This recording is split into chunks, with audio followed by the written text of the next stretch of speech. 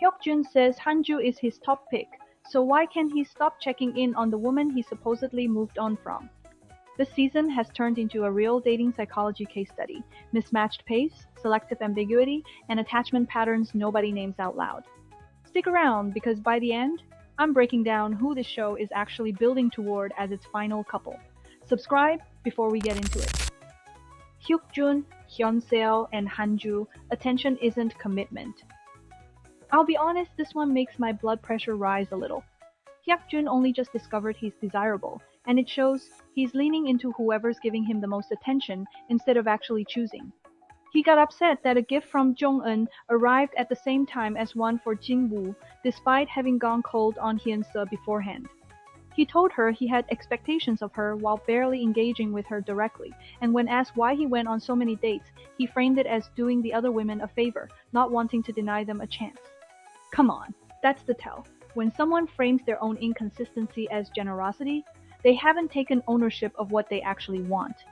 Now he's calling Hanju his top pick, while still keeping tabs on Hyeonseo, chasing certainty with one hand while staying tethered to whoever's harder to fully win over with the other. It's a bit like window shopping. While your cart's already full, you keep glancing at the item that's sold out instead of appreciating what you already picked. That's the pull between availability and scarcity, and it's worth keeping in mind for the next section too. To be fair, and I do want to be fair to him here, this is a dating show and he's never dated before. Nobody in that house is coaching him on whether what he's doing is okay. That softens my frustration a little. It doesn't cancel out the double standard, but it explains it. This is what inexperience looks like when it's handed too much attention at once, and honestly, it's hard not to feel a little sorry for how out of his depth he clearly is. Suji and Jung-hyun, honesty and ambiguity can look the same. Jung-hyun did the thing dating advice tells you to do. He was upfront about his feelings. It didn't land. Suji didn't feel the same way, and instead of giving him a clear answer, she left him hanging. The same way she's kept another guy on her roster despite him never ranking as a top pick. And honestly, my heart goes out to Jung-hyun a little here. Putting yourself out there clearly and getting silence instead of a straight answer stings in a very specific way. Notably though, Suji was able to reject Jin-woo clearly when she was sure.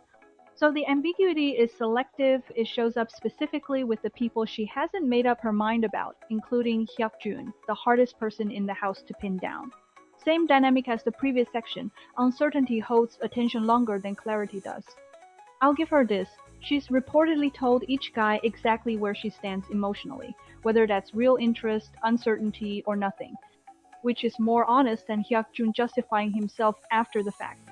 But being honest about how uncertain you are can still lead someone on if you never actually let them go. It's like leaving a return window open indefinitely instead of just deciding whether you're keeping the item. Technically, nothing's a lie, but the other person's left holding the receipt. Clarity of feeling and clarity of communication aren't the same thing.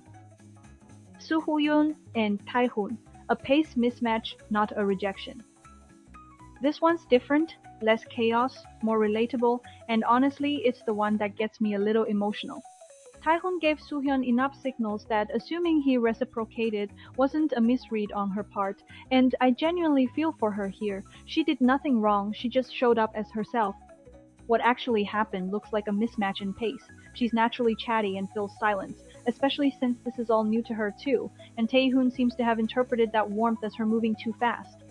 Think of it like two people on a walk. One's naturally a fast walker, the other prefers to stroll, and neither one is wrong. They're just out of step with each other. That's not incompatibility, that's two different clocks. There's also a real chance Taehoon is simply guarded when it comes to relationships, despite being an easy catch on paper, good-looking and well-spoken, which points the hesitation back at him, not her. I hope she doesn't internalize this as something she should have done differently.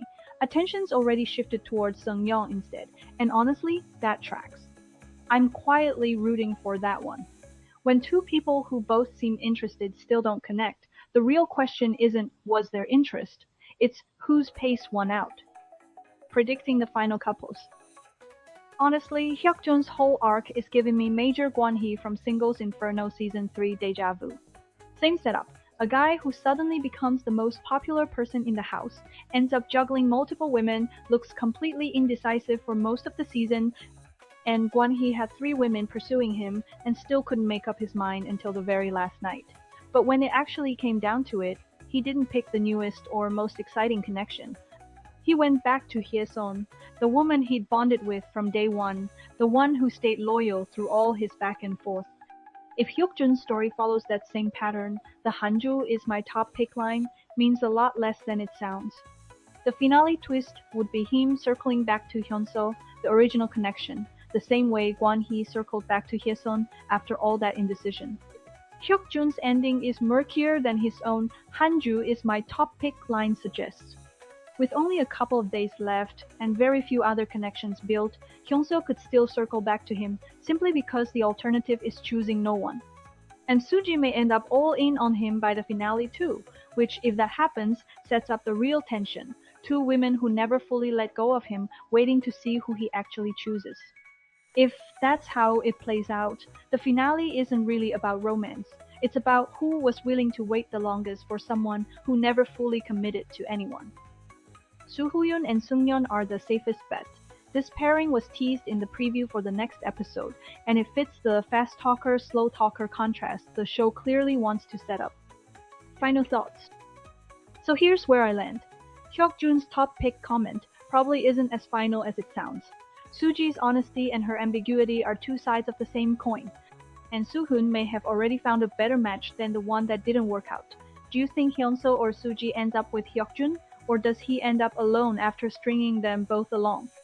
And was Taehoon's hesitation driven by fear, or was it simply bad timing? Drop your prediction below and subscribe for more breakdowns like this.